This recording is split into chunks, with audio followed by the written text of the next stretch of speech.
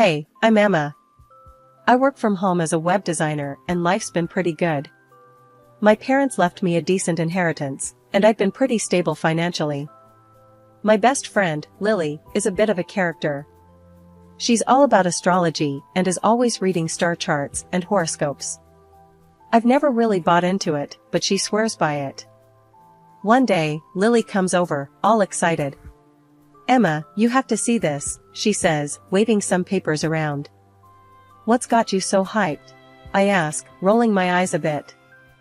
"I did your natal chart and found your perfect match. His name is Matt, and he's absolutely your soulmate," she says, eyes sparkling. I couldn't help but laugh.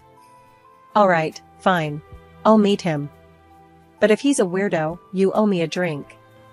"Deal," she grins, clapping her hands. So, Lily arranges a meetup. I'm feeling a bit skeptical, but curious. When I finally meet Matt, he turns out to be surprisingly normal. Tall, dark hair, a nice smile, nothing like the disaster I'd pictured. "Hey, I'm Matt," he says, extending his hand. "Emma, so, you're into astrology too?"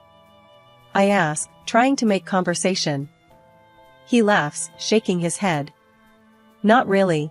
Lily wouldn't stop bugging me about this, so I figured why not?" I chuckle. "Same here. I was half expecting some crystal ball guy." We end up talking for hours. Turns out, we have a lot in common. We both love hiking, we're into the same movies, and we even like the same weird food combinations. I'm starting to think maybe there's something to this astrology thing after all. A few days later, we're texting nonstop. Matt seems genuinely interested in getting to know me. He asks about my work, my hobbies, and my family. We keep seeing each other, and things get serious pretty fast. Matt is kind, funny, and seems genuinely interested in me. One night, after a cozy dinner at his place, he takes my hand. "Emma, I know it's only been a few months, but I feel really connected to you. I don't want to rush things, but I can't see myself with anyone else," he says, looking into my eyes. I feel a flutter in my chest. "I feel the same way, Matt. You're everything I didn't know I was looking for." A few weeks later, we're officially a couple. Lily is over the moon. "I told you the stars don't lie," she exclaims when I tell her. As time goes on, Matt and I get closer. We start talking about the future, and he brings up the idea of me moving in with him. It feels right, so I agree. We're happy, and for once, everything feels perfect. Matt had convinced me that investing my inheritance in our home was better than stocks. Life had been pretty smooth after I paid off his $200,000 mortgage. With the leftover money, I gave the house a facelift, new furniture, a fresh coat of paint, the works. We were settling in nicely. One afternoon, Matt's phone rang, and he answered it, looking concerned. "Mom? What's going on?" I could hear his mom's frantic voice on the other end, though I couldn't make out the words. Okay, calm down. We'll be there as soon as we can," Matt said, hanging up the phone. He turned to me, his face pale. "Dad's had a stroke. He's paralyzed on his left side. We need to go, Emma." We packed quickly and hit the road. The drive was tense, with Matt gripping the wheel, barely saying a word. When we arrived at his parents' house, the place was in chaos. Susan, his mom, was in tears, and her back was acting up. "Matt, Emma, thank God you're here," Susan cried out, her face streaked with tears. "Your father, he can't move or talk, and my sciatica. I can't do anything." After a long, exhausting visit to the hospital, we got the details. George, Matt's dad, was in bad shape. He couldn't move his left side and couldn't speak. It was heartbreaking to see him like that. Back at the house, we needed a plan. "We should think about a care facility," I suggested. "They can provide the best care for George." "No. He doesn't want that. He wants to be at home," Susan snapped, looking furious. I tried to keep my voice steady. "Alright, what about hiring a nurse then? Someone who can be here around the clock." Susan shook her head, her eyes filling with tears again. "We can't afford that. we're running out of money. Matt looked at me, clearly pleadingly. Emma, we have to do something. Mom can't handle this alone. I sighed, feeling the weight of the situation. I can stay here for a while and help out. I work from home, so I can manage. It's not ideal, but we'll make it work. The next day, Matt and I set up a room for George downstairs, so he didn't have to deal with stairs. Susan was hovering, barking out instructions and complaints. This bed is too small. How is he supposed to be comfortable in this? She grumbled. It's what we have right now, Susan. We'll find something better soon, I said, my patience wearing thin. Finally, we got George settled in and comfortable. It was a relief to see him resting, even though he couldn't express it. The next morning, Matt had to head back to our city for work. Once Matt left, reality hit hard. But I was determined to help George recover and support the family, no matter how hard it got. Living with Matt's parents was a real grind. Susan's sciatica had her stuck in her chair, leaving me to take care of George and the whole house. She didn't lift a finger and always had something to complain about. Nothing I did seemed good enough for her. Emma, this soup is too salty, Susan grumbled one evening as I served dinner.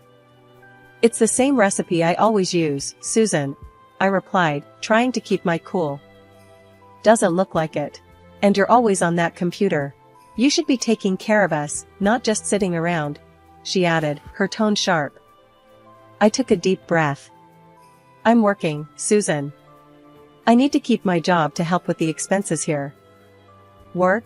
It looks like you're just goofing off on that thing, she muttered, rolling her eyes. I swallowed my frustration and went to check on George. He couldn't speak, but his eyes followed me, showing a silent gratitude. It was tough seeing him like this, but I was determined to help him improve. I'll give you a massage now, George, I said softly, setting up the massage table. He blinked slowly, a small sign that he understood. I had recently finished a course in massage therapy to better care for him. As I worked on his muscles, I noticed he seemed to relax a bit. It was the only time he looked somewhat comfortable. A couple of months passed this way. Every day was a struggle to balance work and caregiving, with Susan's constant complaints in the background. Finally, after months of this routine, Susan's sciatica improved enough that she decided to visit Matt for a few months. Emma, I'm going to stay with Matt for a while. I need a break from this place, she announced one morning. I felt a huge weight lift off my shoulders. That's great, Susan. I'm sure it will be good for you. As she packed her bags, I couldn't help but feel a sense of freedom creeping in. It would be just George and me, and I could finally set my own routine without her constant nagging. The day Susan left, I felt like I could breathe again. I went to George's room, and he gave me a look that said more than words ever could. It's just us now, George. We're going to make some real progress, I said, smiling at him. He blinked slowly, and I knew he was on board. With Susan out of the house, life became a lot more manageable. I set up a solid routine for George and me. Every morning, I'd start by helping him with his exercises. I'd lift his legs and arms, encouraging him to move as much as he could. I'd then move on to massaging his muscles, something I'd learned from my recent therapy course. This will help with the stiffness, George. Just hang in there, I'd tell him, working through the knots and tight spots. The days were long, but without Susan's constant nagging, I could focus better. My web design work became my escape, a few hours a day where I could lose myself in creativity. One afternoon, as I was setting up for George's therapy, I noticed something different. His fingers were twitching slightly. Hey, George, can you try moving your fingers for me? I asked, holding my breath. Slowly, very slowly, his fingers curled a bit. It wasn't much, but it was the first movement I'd seen in weeks. I felt a rush of excitement. That's great, George. Keep going, just like that, I encouraged him. His eyes lit up with a spark of hope. From that day on, we worked even harder. Every little twitch, every small movement was a victory. I started incorporating more exercises, pushing George to do a bit more each day. The weeks passed, and George's improvement was steady. One day, as I was helping him stand, he managed to take a step with some support. "Look at you, George. You're walking," I exclaimed, almost jumping with joy. Our daily routines became more rigorous. We'd walk a few steps every day, and George's confidence grew with each one. His strength was returning, slowly but surely. One evening, after a particularly good session, I decided to sit down and have a chat with him. "George, you're really making amazing progress. How are you feeling about all this?" I asked, sitting next to him. He took a deep breath and managed to say, "Better, thanks, Emma." Hearing him speak, even if just a few words, was like music to my ears. "You're welcome, George. We're a team, and we're going to get through this together," I replied, feeling a lump in my throat. As the months rolled on, George continued to improve. He was now able to move around the room with some assistance, and could feed himself with a bit of help. Our bond grew stronger through this journey. We shared more conversations, even if they were simple and slow. "George, you're really a fighter. I'm so proud of you," I said one morning as we sat in the garden, enjoying the fresh air.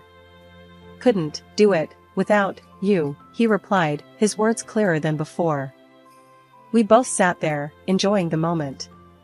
It felt good to see him reclaiming parts of his life that had seemed lost forever. His spirit was strong, and his determination was inspiring. Over time, George and I grew very close. He started calling me his daughter, which warmed my heart. One day, we were sitting in the garden, enjoying the sunshine, when I decided to ask something that had been on my mind. "George, why didn't you want to go to a nursing home when you got sick?" I asked gently, looking into his eyes. He looked surprised. "Never said no," he replied slowly. "Saved money for good place." I was taken aback. "But Susan said you didn't want to go, and that there wasn't any money for it." George frowned, a serious look crossing his face. "Didn't know that," he said, his voice firm despite the struggle to speak. "We'll figure out." After months away, I decided to surprise Matt with a visit home. I was excited, thinking about how happy he'd be to see me. I packed my bags, said a quick goodbye to George, and hit the road. The drive felt longer than usual, my mind racing with thoughts of reuniting with Matt. When I finally pulled into our driveway, it was already dark. I grabbed my bags and walked up to the front door, but something felt off. My key didn't fit the lock. Confused, I tried again, but it was no use. I rang the doorbell, hoping Matt would answer, and this would all make sense. A woman I didn't recognize opened the door. "Can I help you?" she asked, looking puzzled. "I'm Emma, Matt's wife. This is my house. Who are you?" I replied, feeling a knot forming in my stomach. "I'm Karen. This house was sold a couple of months ago. I'm just here to keep an eye on it," she shot back. My mind went blank for a second. "Sold? That's impossible. This is my home." "I'm sorry, but it's not anymore," she said, looking genuinely sorry. I fumbled for my phone, my hands trembling. I dialed Matt's number, my heart racing. He answered on the third ring. "Hey, Emma, what's up?" he said, his voice sounding oddly calm. "Matt, I'm at our house, and some woman says it's been sold." "What the hell is going on?" I demanded, my voice shaking. He sighed, a cold edge in his voice. "Yeah, I sold the house. I bought a new one for Mom and me." "What? You sold our house without telling me? Where am I supposed to go?" I shouted, feeling a mix of anger and confusion. "There's no place for you in the new house, Emma. I sent the divorce papers.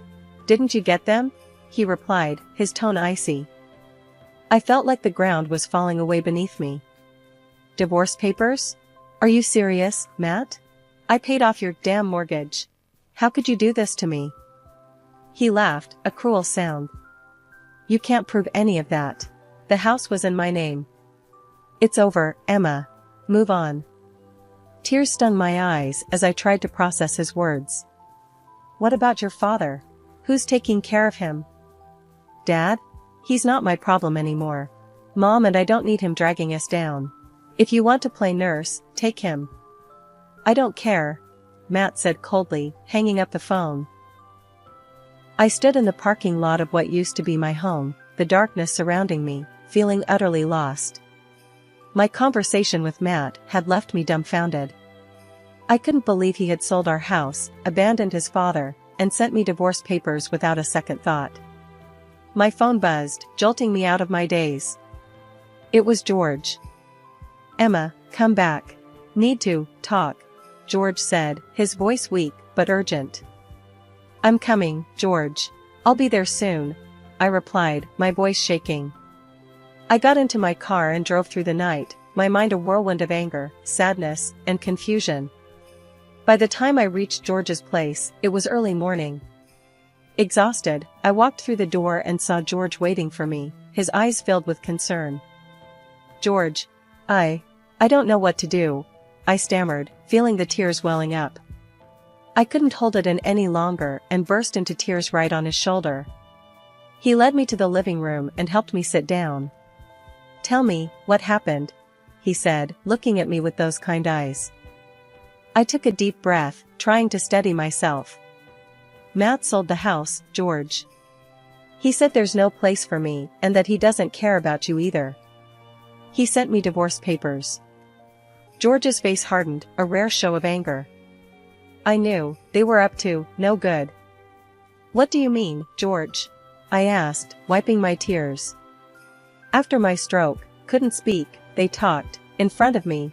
He began, his voice trembling with the effort. What did they say? I asked, feeling a chill run down my spine. They planned everything. Told me they'd get your money, sell house, kick you out, George said, his eyes filled with pain. I stared at him in horror. They actually said that? How could they be so cruel? Thought I couldn't understand. But I did, he continued, his voice getting stronger. They also wanted to get rid of me. Sell my house. Tears streamed down my face as I listened. I can't believe they'd do this to their own family. George took a deep breath. I've taken care of everything. What do you mean? I asked, looking at him, confused. He reached into his pocket and pulled out a set of keys, handing them to me. I bought Matt's house. It's yours now. I looked at the keys, then back at George, feeling a wave of emotion. You did this for me? Why? Because you deserve it. You paid for it. Not them, he said firmly. I burst into tears again, but this time they were tears of happiness and relief. Thank you, George. I don't know what to say. As I sat there, holding the keys to my new home, I felt a mix of gratitude and determination. George had given me a second chance, and I was not going to let Matt and Susan's betrayal break me. We were going to fight back, and we were going to win. Together. The next day, George decided it was time to make things official. He called a lawyer to the house to change his will. Emma, need you to be the heir, George said, looking determined. Are you sure, George? I asked, feeling a mix of gratitude and concern. Yes, it's right.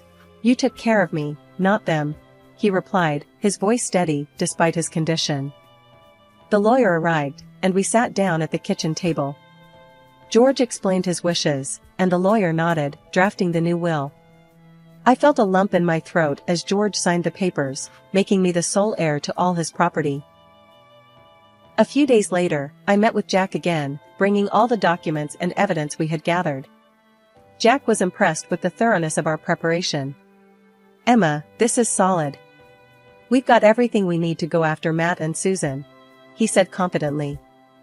I'm ready to fight, Jack. Let's get that $200,000 back, I replied, feeling a surge of determination. Jack filed the lawsuit, demanding the return of my money. We also provided evidence from the bank, with witnesses confirming the transfer of funds. It was a strong case, and I felt hopeful about our chances. A few days later, there was a knock on my door. I opened it to find Matt and Susan standing there, looking desperate. Emma, we need to talk, Matt said, his voice shaky. I crossed my arms, glaring at them. What do you want? Please, Emma, we're sorry. We didn't mean for things to go this far, Susan said, her voice trembling. Sorry? You two planned this from the start. You lied, stole my money, and tried to kick me out. I shot back, feeling my anger rise. Emma, please, let's work something out. We don't want to go to court, Matt pleaded, his face pale. I shook my head, my voice cold. I don't want anything to do with people like you. And by the way, George has recovered and transferred all his property to me. You two are left with nothing. Matt's face turned ghostly white, and Susan's eyes widened in shock. She fainted right there on my doorstep. Matt just stood there, speechless. Get her out of here, Matt. I don't have time for your games, I said, pointing towards their car. He nodded, still in shock, and dragged Susan to the car. As they drove away, I felt a strange sense of closure. A few weeks later, the court ruled in my favor. I was awarded the $200,000, and the divorce was finalized.